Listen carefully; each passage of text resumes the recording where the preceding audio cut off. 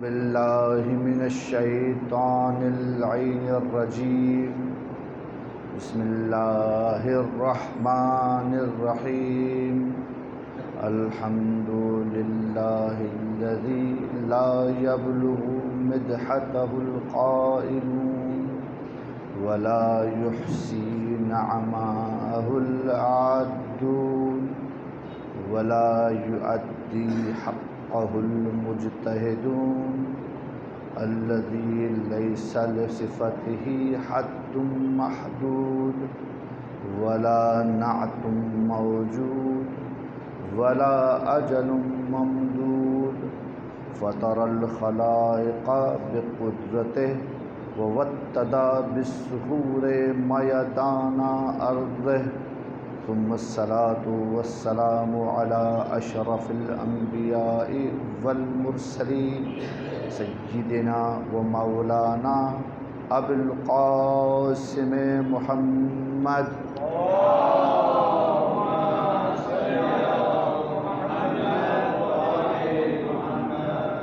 وآله الطيبين الطاهرين المعصومين المنتجبين الميامين المظلومين لا سيما بقية الله الأعظم روح وأرواح العالمين على تراب مقدمه الفداء واللعن الدائمة على أعدائهم أجمعين من يومنا إلى قيام يوم الدين أما بعد فقد قال الله تبارك وتعالى في محكم كتابه المجيد ومتقن كلامه المبين وقوله الحق بسم الله الرحمن الرحيم ومن الناس من يقول آمنا بالله وباليوم الآخر وما هم بمؤمنين يخادعون الله والذين آمنوا وما يخدعون إلا أنفسهم وما يشعرون. درود پڑھ دیے محمد و آل محمد کی شان.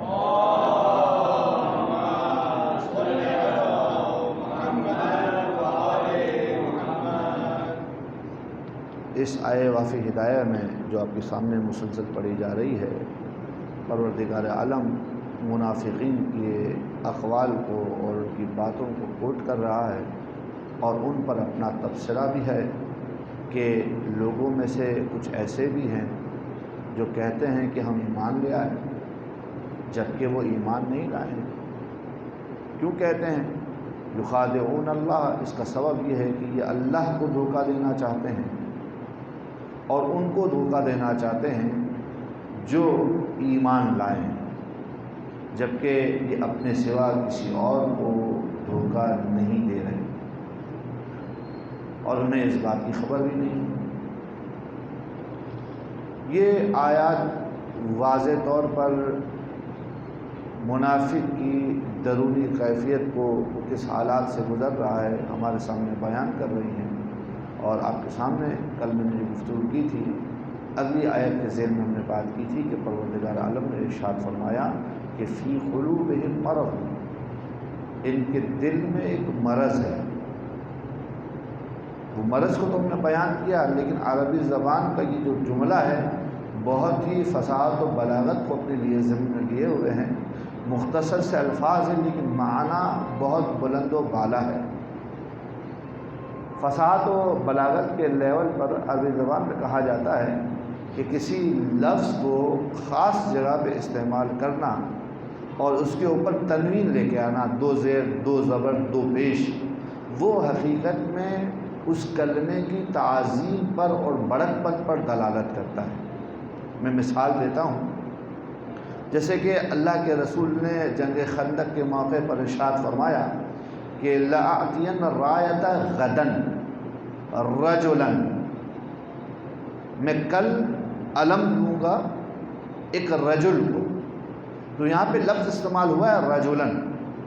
علماء معنی کرتے ہیں رجلاً عظیماً، ایک عظیم مرد کو یہ جو ہے وہ علم دینے والا ہوں، اور معمولی انسان کو یہ علم نہیں ملے گا. ایک لفظ استعمال کیا تھا رجلاً، سادہ سا لفظ تھا لیکن اس کے اندر معنی ایک چھپا ہوا ہے، رجلاً عظیماً، ایک بہت بڑا مرد ہوگا.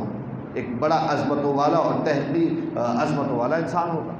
اس طرح سے بہت سارے استعمالات ہیں۔ یہاں پر بھی قرآن مجید نے یہی استعمال کیا، فی قلوبہم مرض، ان کے دل میں مرض ہے۔ یہ مرض میں تنوین لگا کے اشارہ کیا ہے، کوئی چھوٹا موٹا مرض نہیں ہے، بلکہ مرض عظیم، بہت بڑا مرض ہے۔ یہ آپ دیکھنے میں تو آپ کو معمولی سی چیز لگے گی، لیکن یہ بیماری اتنی بڑی ہے کہ یہ اس کی وجہ سے انسان کی نسلوں پر اس کا ایفیکٹ اور اثر آنے والا ہے۔ مرض عظیم، مفسرین نے باقاعدہ لکھا، قرآن نے یہ نہیں کہا کہ ان کے دل مریض ہیں،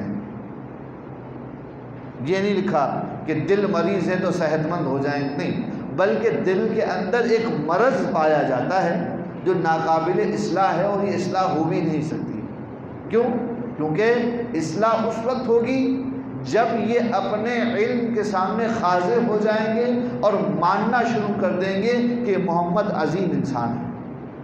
کیونکہ حضرت ختمی مرتبت کی عظمت کو مان کر کے نہیں دے رہے، اگر ان کی عظمت کو مان لے تو توحید پر بھی آ جائیں گے، اللہ کو ایک بھی ماننے لگیں گے، اور انہیں اپنا عقیدہ چھپانا بھی نہیں پڑے گا۔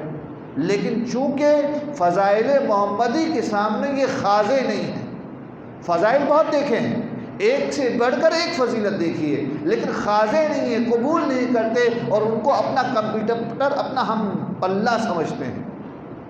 آج میں اور آپ حضرت کو جو دیکھتے ہیں تو ہم انہیں کمپیٹیٹر نہیں سمجھتے، وہ تو ہمارے رہنما ہیں، رہبر ہیں، آغا ہیں، ہمارے نبی ہیں، ہماری ہدایت کا سامان ان کی طرف سے آیا ہے، ہمارا اور ان کا کیا مقابلہ ہے؟ ہم تو ان کے پیروں کی خاک نہیں ہیں،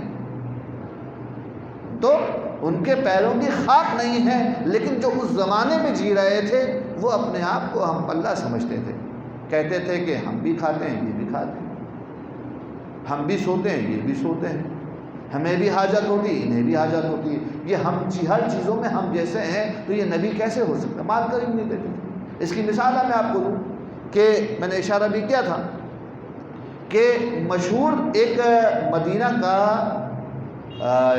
منافق ہے جس کا نام ہے عبداللہ ابن ابی۔ یہ عبداللہ ابن ابی کیسا مشہور منافق ہے؟ اس کی تاریخ ہے، ہسٹری ہے۔ حضرت کے ہجرت مدینہ سے پہلے مدینہ میں رہنے والی دو قومیں اوس اور خزرج ہمیشہ ایک دوسرے سے لڑا کرتے تھے، جنگ و جدال میں رہتے تھے۔ یہ آدمی اصلاح پسند تھا، یہ آدمی بہتر انسان تھا، اور انفلوئنس تھا اس کا، اتنا زیادہ انفلوئنس تھا کہ یہ اوس اور خزرج کے لوگ اس کی بات ماننے لگے تھے، اور مدینہ میں یہ قرارداد طے پا رہی تھی کہ ہم اسے اپنا مشترکہ کیا بنائیں گے؟ قبیلے کا سردار بنائیں گے۔ بس اس کے پاس آنے والا ہے اسٹیٹس، خدمت تو کر رہا ہے، یہ مدینہ کے لوگوں کو ملا کر کے رکھ رہا ہے، جنگوں سے روک رہا ہے، اسے ملنے والا ہے اسٹیٹس کہ یہ اب قبیلے کا سردار کہلائے گا، اور اس کے زیر سایہ دو قبیلے آئیں گے، اوس اور خزرج کے۔ یہودی الگ ہیں جو مدینہ میں آباد ہیں۔ ان حالات میں کچھ لوگ مدینہ جاتے ہیں، اور مدینہ کی خبر آ رکھی ہے کہ مدینہ میں کسی انسان نے توحید کا دعویٰ کیا ہے، خدا کی وحدانیت کی بات کرتا ہے، بتوں کو جھٹلاتا ہے، نبوت کا دعوے دار ہے۔ لوگ ملنے گئے، رسول سے کنورزیشن کیا، اور رسول کو جیسا انہوں نے سن رکھا تھا مدینہ کے یہودیوں سے ویسا پایا، لہٰذا وہ جب واپس آئے تو ایمان کے ساتھ واپس آئے، اور واپس آنے کے بعد حضرت ختم مرتبت کا غائبانہ انفلوئنس بڑھنا شروع ہو گیا، یہاں تک کہ حضرت نے ہجرت کر لی۔ اب جب ہجرت کر لی تو مسلمانوں کی ایک بڑی تعداد تھی، اور کچھ مسلمان حضرت ختم مرتبت نے مکہ سے ایکسپورٹ کیے تھے، پہلے بھیجے تھے، وہ بھی ایک تعداد تھی، اور کچھ وہاں پر نو مسلم تھے جو اوس و خزرج سے تعلق رکھتے تھے، تو حضرت کا اسٹیٹس سیاسی اعتبار سے بڑھتا چلا گیا، اور یہاں تک کہ اتنا بڑا کہ وہ جو عبداللہ بن ابی ہے کہ جسے قرار تھا کہ اوس و خزرج کا مشترکہ حاکم بنایا جائے گا، قبیلے کا سردار بنایا جائے گا، وہ بات محو ہو گئی۔ اور یہ لوگ کہ جو سیاسی ہوتے ہیں، یہ لوگ کہ جو اپنے سوسائٹی میں پاپولر ہوتے ہیں، تو پاپولرٹی کو گین رکھنے کے لیے انہیں عوام کے ساتھ چلنا پڑتا ہے، بیچاروں کی مجبوری ہوتی ہے۔ اب چونکہ اکثر عوام حضرت کی طرف مائل ہو گئی، اسلام لے آئی، تو یہ بھی اسلام لے آیا، لیکن گاہ بگاہ اس کے زبان سے زہر نکلتا رہتا تھا کہ ان کی وجہ سے بڑا نقصان ہو گیا، ان کی وجہ سے میں زیر سوال چلا گیا ہوں، ان کی وجہ سے مجھے مقام نصیب نہیں ہو، بار بار یہ کہتا رہتا تھا۔ یہ وہ آدمی ہے جس کے بارے میں کہا جاتا ہے، سورہ نور میں 3-4 آیتیں اس کے بارے میں آئی ہیں، سورہ منافقین اس کے بارے میں آیا ہے، ایک اور سورہ میں بھی اس کی بارے میں آیتیں آئی ہیں۔ یہ منافق ہے، آیتیں آئی ہیں لیکن کسی جگہ پر بھی اس کا نام نہیں آیا، اور حضرت ختم مرتبہ کا اخلاق اتنا عالی ہے، اتنا عالی ہے کہ اس کے ساتھ ہمیشہ بردباری سے پیش آتے ہیں، لوگوں کو اجازت نہیں دیتے کہ اسے برا بلا کہا جائے، کیونکہ اس نے اپنا دین جو ہے لا الہ الا اللہ محمد الرسول اللہ ظاہر کر رکھا ہے۔ منافق ہوتا ہے، اللہ کے رسول اس کے ساتھ اس طرح سے پیش آ رہے ہیں، یہاں تک کہ بعض لوگوں نے چاہا کہ بعض نام بھی آئے، بڑے جذباتی مومنین تھے اللہ کے رسول کے آس پاس، کہ انہوں نے کہا کہ ہم اسے مار دیتے ہیں، اللہ کے رسول نے کہا خبردار ایسا کام نہیں کرنا۔ یہ آدمی ہے عبداللہ بن ابی، بڑا معروف ہے کہ یہ کون ہے، یہ ہے منافق، اور اندر میں ساز باز کر رکھی ہے اس نے یہودیوں کے ساتھ۔ اب تاریخ یہ کہتی ہے کہ جب مدینہ میں اسلام ترقی کرنے لگا تو پہلی جنگ بدر کے نام سے ہوئی، اور دوسری جنگ مسلمانوں نے جو لڑی ہے وہ احد کی جنگ تھی۔ احد کی جنگ جب شروع ہوئی اور مسلمانوں کو معلوم ہوا کہ کام ہونے والا ہے، تو حضرت رسول خدا نے لوگوں کو اپنے پاس بلایا اور ایک مشورہ طلب کیا، جو قرآن مجید کی آیت بھی ہے کہ شاورہم فی الامر، کہ ان لوگوں سے مشورہ لیا کرو، ٹھیک ہے تمہارے پاس وحی خدا ہے، تم علم سے جڑے ہوئے ہو، تمہیں ضرورت نہیں ہے، لیکن بہرحال تم ان سے مشورہ لو جنگ کے بارے میں۔ تو جنگ کے بارے میں ایک بحث شروع ہوئی کہ یہ جو مشرکین مکہ آ رہے ہیں ان کا مقابلہ مدینے میں رہ کر کیا جائے یا مدینے سے باہر جائیں اور وہاں جا کے مقابلہ کریں۔ اب اللہ کے رسول کی رائے کیا تھی، اس میں قدر اختلاف بحث کو چھوڑتے ہوئے عبداللہ بن ابی نے رائے دی کہ میرا مشورہ یہ ہے کہ مدینہ میں رہ کر ہم مقابلہ کریں گے۔ بعض دوسرے مسلمانوں نے کہا کہ نہیں، باہر جا کے مقابلہ کریں گے۔ اللہ کے رسول نے اس مشاورے کے پینل کے مطابق اکثریت کو دیکھتے ہوئے یہ فیصلہ کیا کہ ہم باہر جا کر مقابلہ کریں گے۔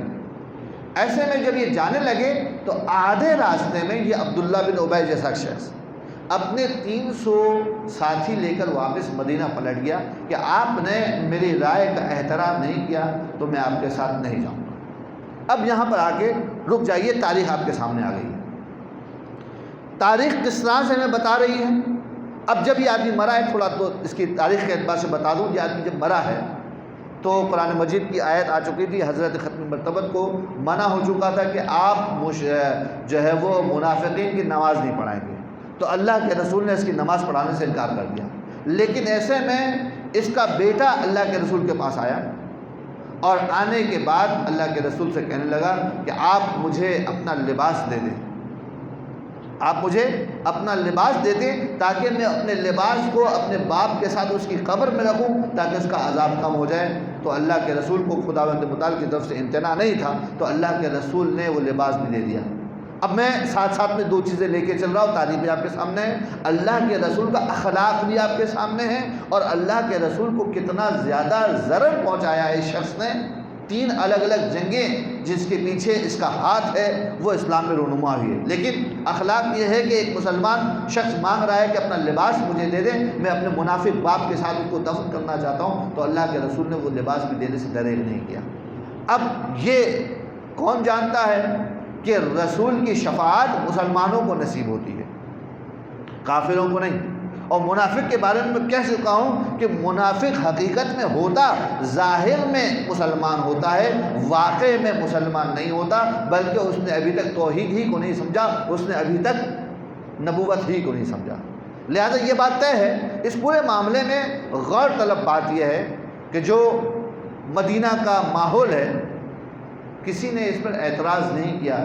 300 افراد میں سے 300 افراد جو عبداللہ بن ابی کے ساتھ آئے تھے وہ عبداللہ بن ابی کے ساتھ واپس چلے گئے۔ یہ جس کو چھوڑ کے جا رہے ہو کوئی معمولی انسان تو نہیں ہے، یہ اللہ کا نبی ہے، کہ ہم یہ گمان کریں کہ 300 افراد جو ساتھ میں گئے ہیں وہ بھی اسی کے قسم خوردہ بھائی ہیں، یہ بھی منافق ہیں؟ جبکہ آپ کو یہ معلوم ہونا چاہیے کہ جنگ احد میں مسلمانوں کے پاس جو افرادی قوت تھی جو جا سکتی تھی وہ 1000 کے قریب تھی۔ یہ مدینے کی بات کر رہے ہیں، یعنی اسلام اتنا زیادہ نہیں ترقی کر کے گیا ہے، اور 1000 کے قریب افراد ہیں جن میں سے 700 کے قریب افراد گئے ہیں جنگ احد کے لڑنے کے لیے۔ اس کا مطلب کیا بنتا ہے؟ ریشو آپ نکالیے ذرا۔ اگر میں صرف انہی لوگوں کی بات کروں کہ یہ بلٹن منافق تھے، اور اس کے بعد کچھ، ابھی تو اسلام کا آغاز ہوا ہے مدینہ میں، ابھی تو جنگ احد ہوئی ہے، ابھی تو جنگ خندق ہوگی، اس کے بعد خیبر ہوگی، اس کے بعد بہت مال آئے گا۔ تو صرف بہت مال نہیں آئے گا، بہت منافقین بھی آنے والے ہیں۔ لیکن جنگ احد میں آپ کو یہ منظر دکھا رہا ہوں کہ اللہ کے رسول کا ساتھ چھوڑ کے جانے والوں کی تعداد ایک عبداللہ بن ابی کے ساتھ 300 افراد اور بھی تھے، اور جو افراد گئے تھے جنگ احد میں ان کی ذہنی سچویشن بھی آپ کے سامنے ہے کہ امر نبی کے سامنے خاضع نہیں تھے۔ امر نبی کے سامنے انہوں نے سر تسلیم نہیں کیا ہوا تھا۔ جب وہ پہنچے ہیں احد کے موقع پر، اور جب جنگ کا معائنہ کیا گیا تو ایک ایسا مقام نظر آیا جو جنگی اعتبار سے لوپ ہول تھا، تو اللہ کے رسول نے کچھ لوگوں کو وہاں متعین کیا، کچھ لوگوں کو وہاں کھڑا کیا کہ دیکھو کچھ بھی ہو جائے، چاہے مسلمان جنگ ہاریں چاہے مسلمان جنگ جیتیں، تمہیں اپنا یہ محاذ نہیں چھوڑنا ہے، اپنے مقام کو نہیں چھوڑنا ہے۔ لیکن کیا ہوا؟ لیکن ہوا یہ کہ ان مسلمانوں نے جب کفار اور مشرکین کو بھاگتے ہوئے دیکھا اور اپنا مال چھوڑ کر بھاگتے ہوئے دیکھا، تو جو محاذ پہ لڑ رہے تھے انہوں نے مال جمع کرنا شروع کر دیا۔ اب وہ جو دور سے دیکھ رہے تھے کہ یہ لوگ مال جمع کر رہے ہیں تو ہمیں کیا ملے گا، لہٰذا اللہ کے رسول کی وصیت چھوڑی، اور چھوڑنے کے بعد وہ اس مقام پر پہنچے۔ اب یہ سارا پس منظر آپ کا سنا ہوا ہے، بار بار کا سنا ہوا ہے، تکرار اس لیے کہ آپ کے سامنے وہ حالات رہیں کہ اللہ کے رسول کے پاس مدینہ میں آنے کے بعد حالات کیسے تھے، افراد کیسے تھے۔ کیا یہ افراد تھے جن پر بھروسہ کیا جا سکتا ہے؟ کیا یہ افراد تھے جن پر تکیہ کیا جا سکتا ہے؟ صرف ایک بات کامن تھی جو سب میں تھی، ایک کامن بات یہ تھی کہ یہ زبان سے اقرار کرتے تھے اور کہتے تھے کہ لا الہ الا اللہ محمد الرسول اللہ، اللہ کے سوا کوئی معبود نہیں ہے، محمد اللہ کے رسول ہیں۔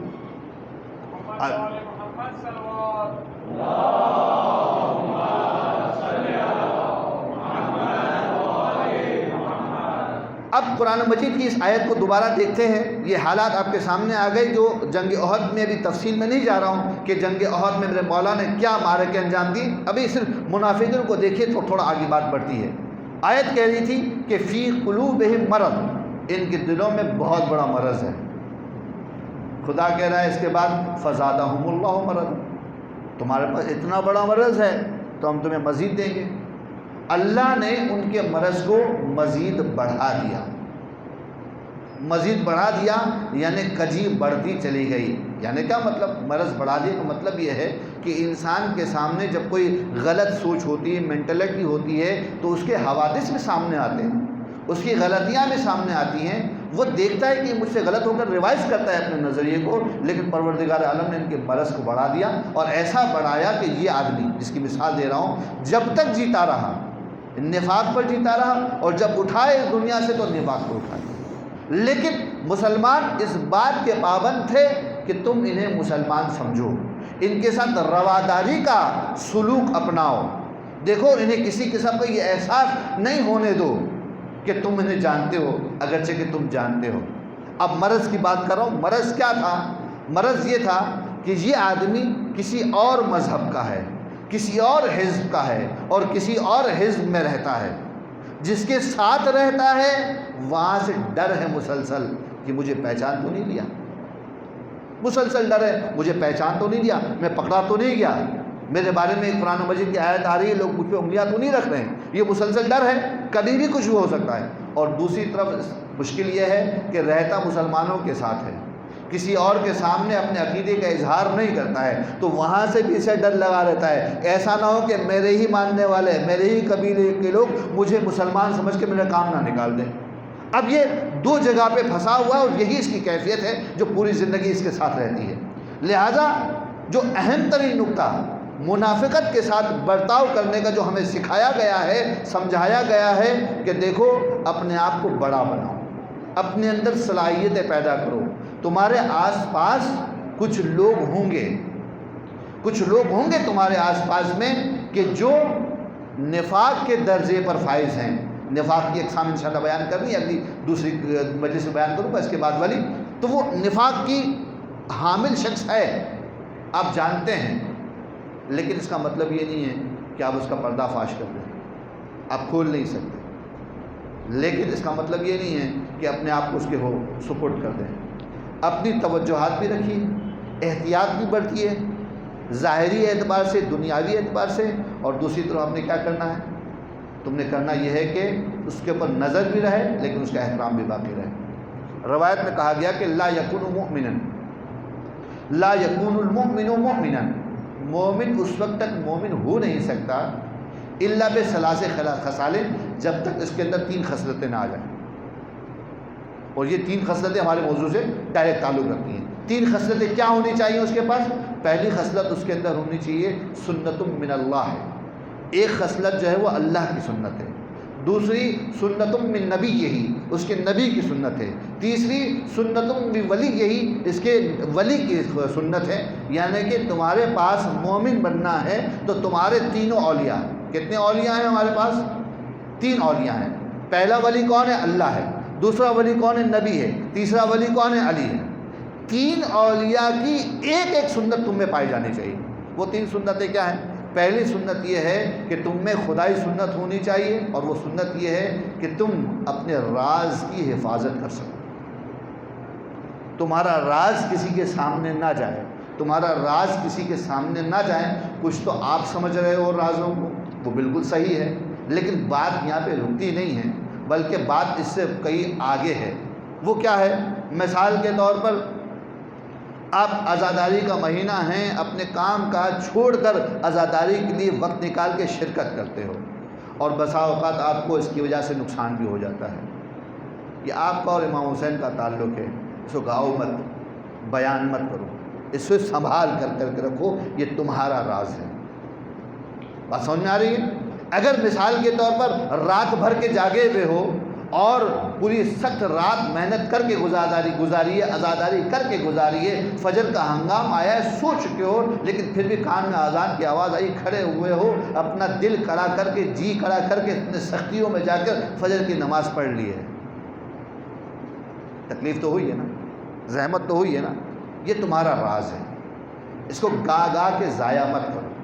جو تمہارے پاس اپنی چیزیں ہیں وہ اپنے پاس سنبھال کر کے رکھو، جب تک حاجت نہ ہو اس کو بیان نہ کرو۔ ایک مثال دے کے آگے بڑھ جاتا ہوں۔ کوئی پوچھے آپ سے کہ جناب مجلس میں لیٹ کیوں آئے ہیں؟ کسی نے پوچھا، گفتگو ہوتی ہے، آپ نے جواب دینا شروع کیا، جناب یہ ہو گیا تھا، یہ ہو گیا تھا، یہ ہو گیا تھا، یہ ڈیٹیل بیان کی حاجت کیا ہے، ضرورت ہے نہیں ضرورت ہے، وہ مسئلہ ہو گیا تھا، بات ختم ہو گئی۔ آپ کو اتنے طول و تفصیل میں جانے کی ضرورت نہیں ہے، یہ وہ ایسی چیزیں جس کا آپ کی زندگی سے تعلق ہے، وہ آپ کی زندگی کے راز ہیں، ہر ایک کے سامنے آیا نہ کرو۔ تو پہلی بات یہ ہے کہ تمہارے پاس خدا کی صفت ہونی چاہیے، اور خدا کی صفت کیا ہے؟ کہ اپنے رازوں کا عیاں نہ کرو۔ دوسری صفت تمہارے پاس مومن بننے کے لیے یہ ہے کہ تمہارے پاس ہونی چاہیے بردباری۔ بار بار اشارہ کرتا چلا آ رہا ہوں، بردباری یعنی کیا مطلب؟ عبداللہ بن ابی جیسا آدمی اللہ کے نبی کے سامنے آ رہا ہے، اور اللہ کے نبی اس کو ویسا ہی ٹریٹمنٹ دے رہے ہیں جیسے ابو ذر غفاری کو دیتے ہیں۔ اللہ کے نبی اب اس عبداللہ بن ابی کے ساتھ ویسے ہی پیش آ رہے ہیں جیسے مقداد کے ساتھ پیش آ رہے ہیں، کوئی بھید بھاؤ نہیں ہو رہا ہے، کیونکہ بردباری ہے، دل کا حال جانتے ہیں، یہ زبان پہ جو لا رہا ہے اور اس کے دل میں جو ہے، یہ منافقت کا مظہر ہے، بلکہ منافقین کا سردار ہے، لیکن اللہ کے رسول نے کبھی بھی اس کے ساتھ برتاؤ کرنے میں بھید بھاؤ نہیں کیا، ڈفرنس نہیں لکھا کہ تم ایسے ہو، تم فلاں موقع پہ ہمیں چھوڑ کر چلے گئے تھے، تم نے یہ کام کیا، تم نے کچھ بھی نہیں۔ حتیٰ اس آدمی کو، بلکہ وہ مثال بھی آپ کے سامنے دے دوں کہ وہ خاتون جو حضرت ختمی مرتبت پر ہر روز کچرا پھینکا کرتی تھی، اس کو اللہ کے رسول نے کچرا پھینکنے والی کے عنوان سے یاد نہیں رکھا، بلکہ انسان کے عنوان سے یاد رکھا۔ جب کچرا نہیں پھینکا تو اس کی عیادت کو گئے۔ یہ ہے بردباری کہ اس کے حالات کو جانتے ہوئے اس کے حالات کو چھوڑو، برتاؤ تم اپنے اخلاق کے مطابق کرو کہ تمہاری شان کیا ہے کہ سامنے والے سے کیسے پیش آنا ہے۔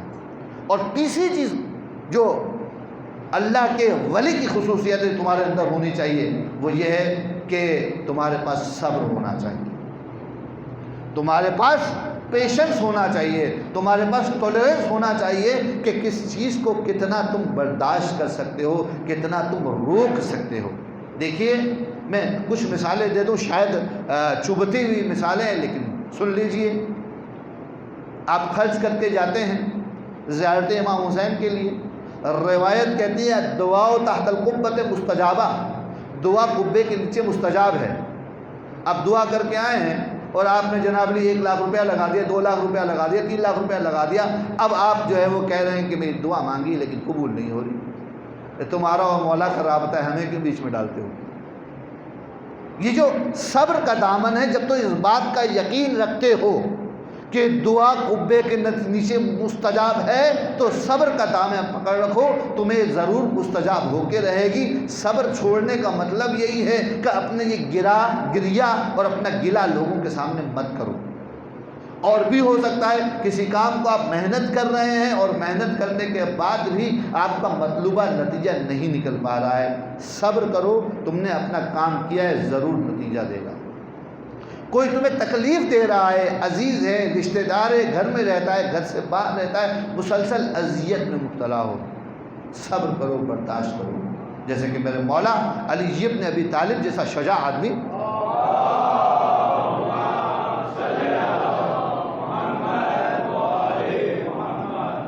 صبر کا ایسا پیکر تاریخ نے نہیں دیکھا۔ جنگ احد بلکہ جنگ بدر میں میرے مولا کی عمر 20 سال تھی، اور وہاں سے یہ تلوار نکلی ہے تو پھر علی کو لوگوں نے ذوالفقار کے ساتھ پہچانا۔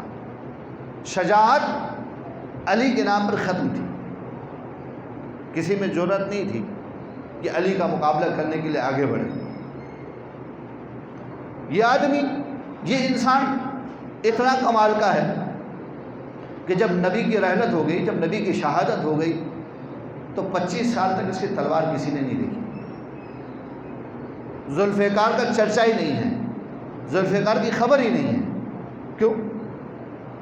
کیونکہ علی کو یہ حکم ہے کہ تمہیں اب صبر کرنا ہے، اور کہا علی نے کہ صبر تو فی العین قضا و فی الحلق شجاع، میں نے صبر کیا ہے اس طریقے سے کہ میری آنکھ میں تنکا تھا۔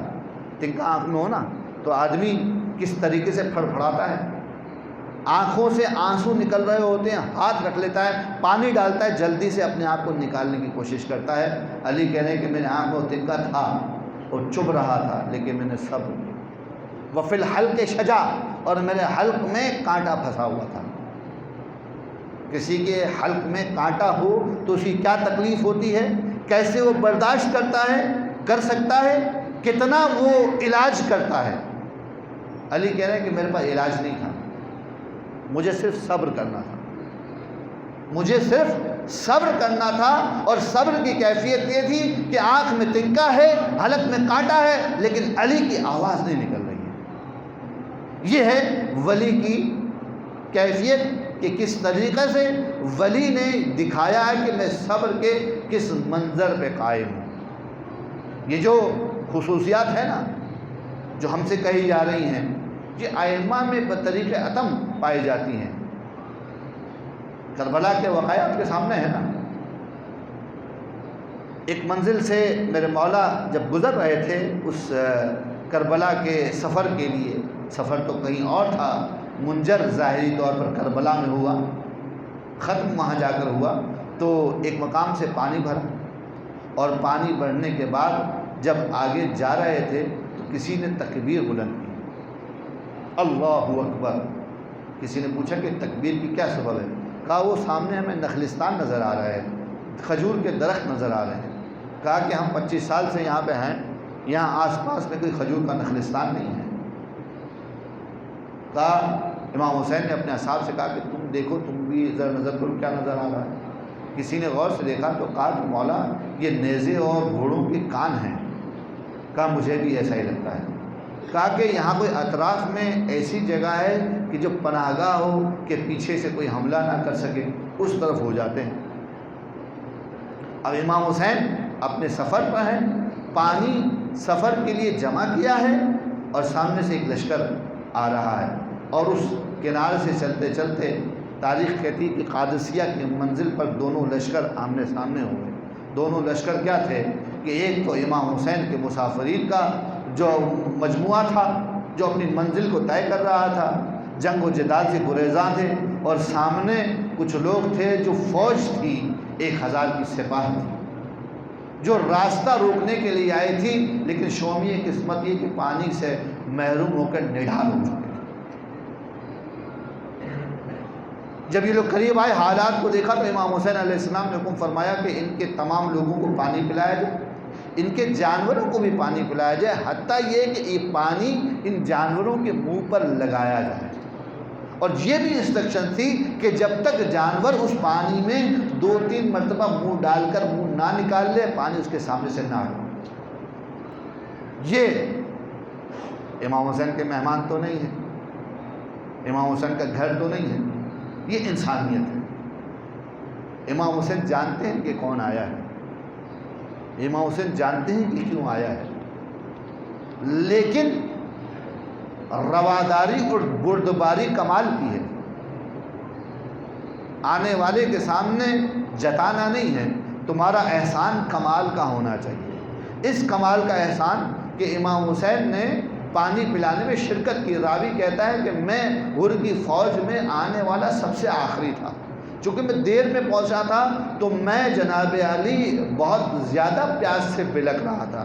مجھے مولا حسین نے دیکھا تو اپنے حجازی زبان میں جملہ کہا، انخر راویہ، ہماری زبان میں راویہ کہتے ہیں اس اونٹ کو جس پر سوار ہوتے ہیں، اور امام حسین کی زبان میں راویہ کہتے ہیں اس پانی کے برتن کو تو جھکایا جسے جھکایا جائے۔ تو امام نے ایک مرتبہ جملہ کہا انخر راویہ، کہا مجھے سمجھ میں نہیں آیا کیا کہہ رہے ہیں، تو ایک مرتبہ خود قریب آئے اور اشارہ کر کے سمجھایا، یہ کہہ رہا ہوں کہ تم اپنے جانور کو جھکاؤ تاکہ وہ پانی پی لے، اور پھر امام نے خود پانی پلایا۔ یہ کیفیت آپ کے سامنے ہے، اتنا اہتمام ہو رہا ہے، والا کس کے لیے ہو رہا ہے؟ کون لوگ ہیں یہ تو نہیں ہے کہ مولا کو خبر نہیں ہے، خبر تو ہے، لیکن بردباری جس جگہ پر ہے یہاں پہ مذہب نہیں دیکھا جاتا، یہاں پہ عقیدہ نہیں دیکھا جاتا، یہاں پہ انسانیت دیکھی جا رہی ہے۔ تم انسان ہو، ذی روح ہو، ہم تمہارے لیے جو خدمت کر سکتے ہیں، یہ پہلی خدمت ہے کہ تم جی جاؤ۔ پانی پیا، اور پانی پینے کے بعد کے وقائع کیا ہوئے تاریخ کہتی ہے کہ جب یہ اپنی جگہ پر منظم ہو گئے تو ایک خیمہ امام حسین کی طرف سے لگایا گیا، ایک خیمہ حر کی طرف سے لگایا گیا۔ خیمے جب لگ گئے اور ظہر کا وقت آیا تو مولا حسین نے کہا کہ جاؤ تم اپنے لوگوں کے ساتھ نماز پڑھو، ہم اپنے لوگوں کے ساتھ نماز پڑھتے ہیں۔ تو حر نے پلٹ کے کہا کہ نماز تو آپ ہی کے ساتھ ہوگی، راستہ حسین کا روکنے آیا ہے، نماز حسین کے ساتھ پڑھے گا۔ یہ حر کی درونی کیفیت ہے جو بتا رہی ہے کہ آپ سمجھتے ہیں کہ پانی پلانے کی اس میں کوئی دخالت ہے یا نہیں ہے، لیکن تاریخ خاموش ہے۔ حر کہہ رہا ہے کہ نہیں، نماز تو آپ ہی کے ساتھ پڑھیں گے، اور حر نے بھی امام حسین کے ساتھ نماز پڑھی، اور حر کے سپاہ نے بھی امام حسین کے ساتھ نماز پڑھی۔ پھر کچھ وقت گزرا، عصر کا وقت آیا اور پھر یہی بات ہوئی اور نماز پڑھی گئی، اور عصر کے بعد امام حسین علیہ السلام نے اپنا راستہ طے کیا۔ حر سے گفتگو ہوئی کہ دیکھو ہم ایسے ہی نہیں آئے ہیں، ہمیں یہاں بلایا گیا ہے، یہ خط ہیں ہمارے پاس، دیکھو یہ تھیلوں میں خط موجود ہیں، انہیں دیکھ لو۔ حر نے کہا کہ ہم نے تو خط نہیں بھیجے، یہ 1000 سپاہی انہوں نے بھی کسی نے خط نہیں بھیجے۔ امام نے کہا اچھا اگر تم نے خط نہیں بھیجے ہیں تو ہم مدینہ واپس چلے جاتے ہیں۔ کہا کہ اب مدینہ واپس نہیں جا سکتے، کہا کوفے چلے جاتے ہیں، کہا کوفے آپ کو جانے نہیں دوں گا۔ بس ایک بیچ کی راہ نکالی اس بحث و تکرار میں، وہ یہ ہے کہ آپ نہ مدینہ جائیں گے نہ کوفہ جائیں گے، بلکہ ان دونوں راستوں کے بیچ میں ایک اور منزل کی طرف ہم ساتھ چل پڑیں گے، کیونکہ مجھے جنگ کا حکم نہیں ہے، مجھے آپ کے ساتھ رہنے کا حکم ہے، میں آپ کے ساتھ رہوں گا۔ اسی گفتگو کے دوران ایک منزل پر جب امام حسین نے چلنا چاہا تو حر نے لجام فرس میں ہاتھ ڈال دیا اور کہا کہ آپ کیسے جائیں گے، میں آپ کو جانے نہیں دوں گا۔ امام حسین نے ایک جملہ کہا، ثقلت کا امک، تیری ماں تیرے ماتم میں بیٹھے۔ یہ جملہ سننا تھا کہ حر نے کہا کہ کوئی اور عرب مجھ سے جملہ کہتا تو میں پلٹ کر جملہ اسے پلٹا دیتا ہے، میں کیا کروں کہ آپ کی ماں فاطمہ الزہرا ہے۔ اب یہ 3 وقائع آپ نے دیکھ لیے، حر کو امام حسین نے لشکر سمیت پانی پلایا ہے، نماز حر نے امام حسین کے ساتھ پڑھی ہے، اور جب ماں کا تذکرہ آیا تو حر کی زبان کو تالا لگ گیا۔ اب تاریخ یہ بیان کرتی ہے، اور چوتھے امام نے ایک روایت بیان کی ہے کہ حر کے الفاظ اس طرح سے تھے کہ جب حر آیا ہے تو حر کہنے لگا کہ جب مجھے کوفہ میں دارالامارہ سے یہ حکم ملا کہ میں حسین کا راستہ روکوں، تو میں اس راستہ روکنے کے لیے جب جا رہا تھا تو میرے کان میں 3 مرتبہ یہ آواز آئی کہ حر تجھے جنت کی بشارت ہو۔ میں دارالامارہ سے یہ پرچہ لے کر، یہ انڈیا لے کر جا رہا ہوں کہ فرزند رسول کا راستہ روکوں گا، اور مجھے یہ بشارت مل رہی ہے اور تمہیں مبارک ہو کہ تم جنت کی طرف جا رہے ہیں۔ یہ جملہ سن کر میں نے اپنے آپ کو بہت کوسا کہ یہ کیسے ممکن ہے میں فرزند رسول کا راستہ روکوں اور مجھے جنت کی بشارت دی جائے۔ یہ ہے حر کا عقیدہ۔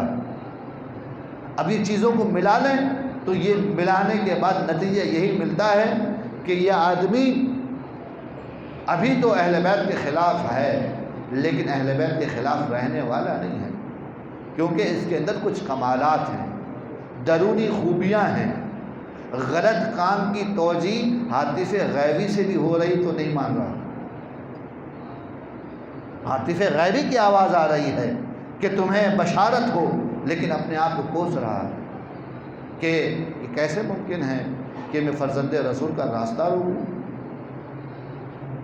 اور مجھے جنت کی بشارت ہو۔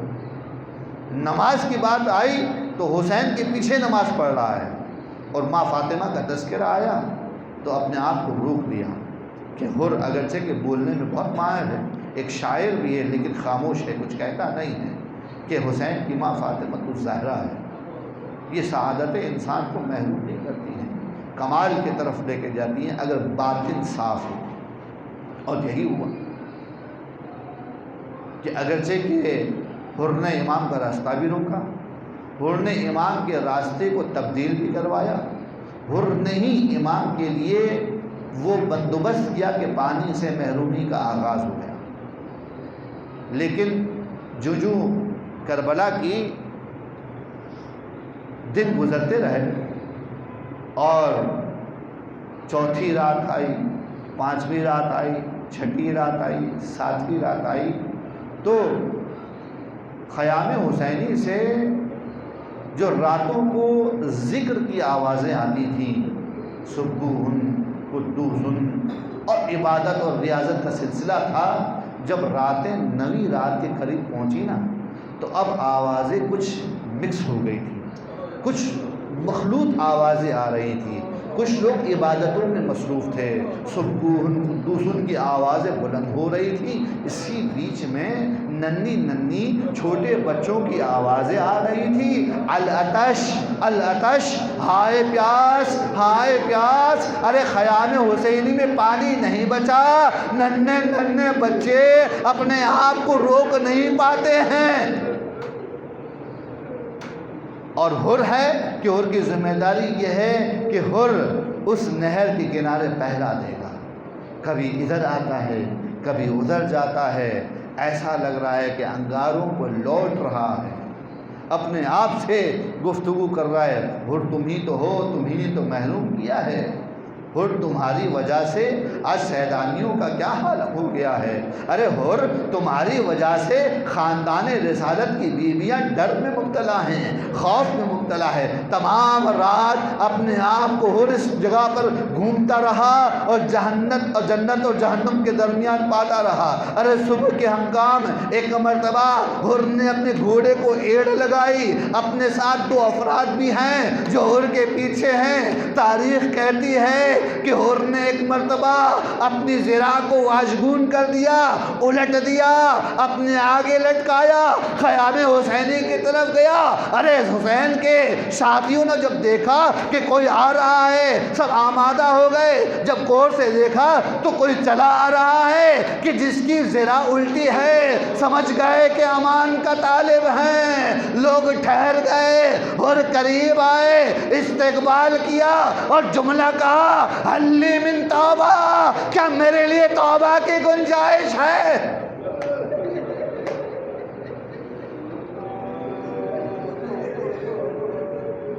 اجرکم اللہ، خدا کوئی غم نہ دے سوائے غم اہل بیت کے۔ گناہگار مولا کے سامنے حاضر ہے اور جملہ کہہ رہا ہے کہ مولا کیا مجھ جیسے گناہگار کی بھی بخشش ہو جائے گی؟ ایک وقت وہ تھا کہ جب حر کو اپنے گناہ پر کوئی پشیمانی نہیں تھی، حسین کے پاس آیا تھا تو پانی سے اس کا استقبال ہوا تھا، پانی پلایا گیا تھا۔ ارے تم مہمان ہو، ہم نے تمہارا استقبال کیا تھا۔ آج پھر حر آیا ہے لیکن حالات اتنے بدل گئے کہ ساقی کوثر کے فرزند کے پاس اپنے مہمان کو پلانے کے لیے پانی نہیں ہے۔ ارے حر کسی اور موقع پہ آتے تو تمہارا استقبال کرتے، تم ہمارے مہمان ہوتے۔ ارے حر کیسے وقت میں آئے ہو؟ ارے حسین تمہارا استقبال کیسے کرے؟ اجرکم اللہ۔ خلاصہ یہ کہ حر آ گیا، حر کا استقبال ہوا اور ایک مرتبہ حر نے واز دیا دشمنوں کے سامنے جا کر اور مولا سے اجازت مانگی کہ مولا اجازت دیجئے کہ میں نے سب سے پہلے آپ کا راستہ روکا تھا، میں چاہتا ہوں کہ میں ہی سب سے پہلے اپنی جان کا نذرانہ آپ کی خدمت میں پیش کروں۔ ارے حر کو اجازت ملی اور جو مقتل میں گیا تو روایت یہ کہتی ہے حر جب زین سے زمین پر آیا تو اصحاب حسین دوڑے دوڑے گئے، حر کو اٹھا کر لائے، حسین کے پاس لائے، حر کا سر حسین کی گود میں رکھا۔ اجرکم اللہ۔ خدا یہ وقت نہ دکھائے کسی میزبان کو کہ اس کا مہمان زخمی ہو، اس کا مہمان پیاسا ہو، جاں بے لب ہو اور حسین کی گود میں اس کا سر ہو۔ حر کا ایک ادھار تھا، ایک قرض تھا امام حسین پر، وہ قرض چکانے کا وقت آ گیا ہے۔ ارے قادسیہ کی منزل پر کہا تھا نا کہ حر تیرے ماتم میں تیری ماں روئے، ایک مرتبہ قرض اتارا اور کہا حر انت حر کما سمت کا امک، اے حر تم واقعی حر ہو جیسا تیری ماں نے تیرا نام رکھا ہے، تیری ماں بھی عظمتوں والی، تیرا نام بھی عظمتوں والا۔ اجرکم اللہ۔ مجھے نہیں معلوم کہ اس کے بعد کیا ہوا، لیکن بعد کی تاریخ بتلاتی ہے کہ شاہ عباس صفوی کے دور میں جب حر کی قبر کو کھولا گیا تو حر کی قبر کے بارے میں دیکھا کہ ایک شخص ہے جو قبر میں ایسا لیٹا ہوا ہے جیسے سو رہا ہے۔ دیکھنے والوں نے دیکھا کہ حر کے ماتھے پہ ایک پٹی بندھی ہے، ایک رومال بندھا ہے۔ معلوم نہیں یہ رومال کہاں سے آیا، لگتا ایسا ہے کہ ماں فاطمہ کا رومال حسین نے حر کے سر پر باندھ دیا۔ ارے حر روز قیامت جب کھڑا ہوگا، ارے سیدہ کا رومال پیش کرے گا، ارے اماں فاطمہ کا رومال لایا ہوں، یہ میرا نذرانہ قبول کیجئے۔ شاہ عباس صفوی کے ماننے والوں نے ایک مرتبہ اس رومال کو کھول دیا۔ اب رومال کھول کے لے جانا چاہتے تھے، دیکھا کہ خون بعد دوبارہ تازہ خون رسنے لگا، بہت کوشش کی گئی، کپڑے تبدیل کیے گئے لیکن خون نہ رکھا، مجبور ہو کے دوبارہ سے اس رومال کو باندھ دیا گیا۔ ارے جو عنایت حسین کی ہو وہ تبدیل نہیں ہو سکتی۔ ارے حر جب تک قبر میں رہے گا تا روز قیامت ماں فاطمہ کی علامت رہے گی حر کے ساتھ۔ بس عزیزو سن لیا نا کہ حر کے ساتھ بڑا اہتمام کیا تھا میرے مولا نے کہ حر کا خون نہ بہنے پائے۔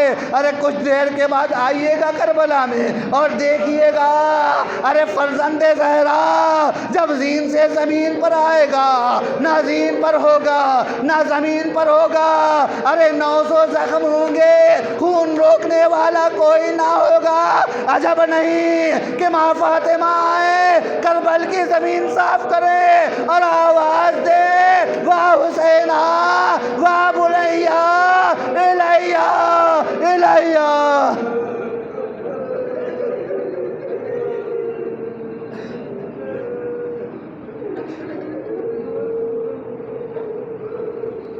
سیعلم الذین ظلموا ای منقلب ینقلبون۔